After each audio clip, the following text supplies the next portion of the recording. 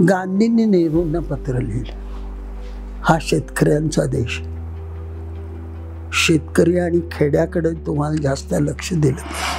त्याला नेहरूंनी उत्तर दिलं की ह्या देशाचं औद्योगिकरण केल्याशिवाय हा देश सुधारणार नाही.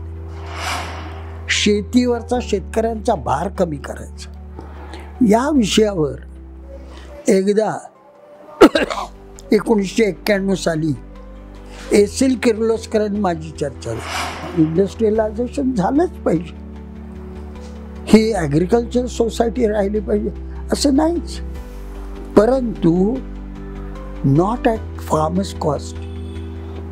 त्यांची जमीन घेतली तरी त्यांचा रिहॅबिलिटेशनचा विचार करायचा का नाही? की गांधीयन इकॉनॉमिक्स हे शेवटपर्यंत तुम्ही माना, पण सुरुवातीला ते करायलाच पाहिजे होतं.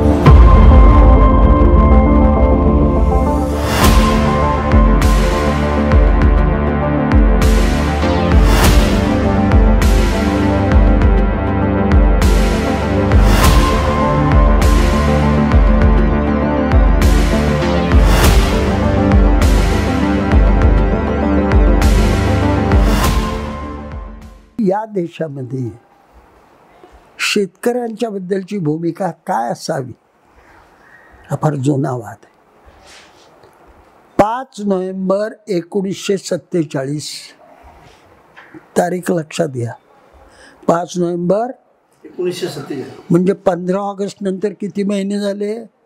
एकच महिना मधला ऑक्टोबर, सप्टेंबर ऑक्टोबर 2 महिने. गांधींनी नेहरूंना पत्र लिहिलं, हा शेतकऱ्यांचा देश, शेतकरी आणि खेड्याकडे तुम्हाला जास्त लक्ष दिलं पाहिजे. हे तुम्ही विसरला तर घोळ होतील. गांधींचं पत्र उपलब्ध. त्याला नेहरूंनी उत्तर दिलं की ह्या देशाचं औद्योगिकरण केल्याशिवाय हा देश सुधारणार नाही. तेव्हा शेतीबद्दलची तुमची भूमिका मला मान्य नाही आणि त्यामुळं पंचवार्षिक योजनेत शेती दुर्लक्षित राहिली.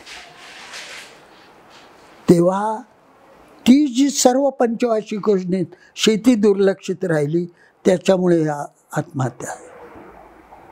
शेती कमी करायची, शेतीवरचा शेतकऱ्यांचा भार कमी करायचा, या विषयावर एकदा 1991 साली एसिल किर्लोस्करांनी माझी चर्चा झाली.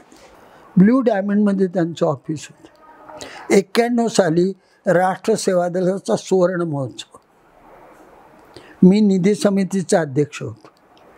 मला स्मरणिकेला त्यांची जाहिरात मिळवायची.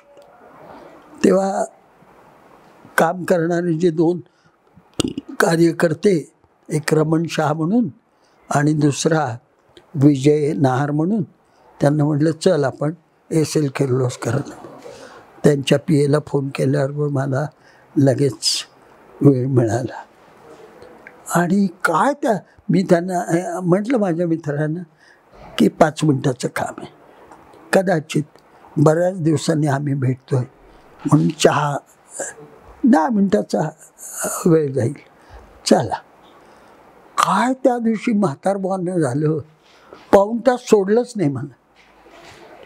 सारखा PA यायचा, सर नेक्स्ट अपन आज देम टू वेट, आज देम टू वेट.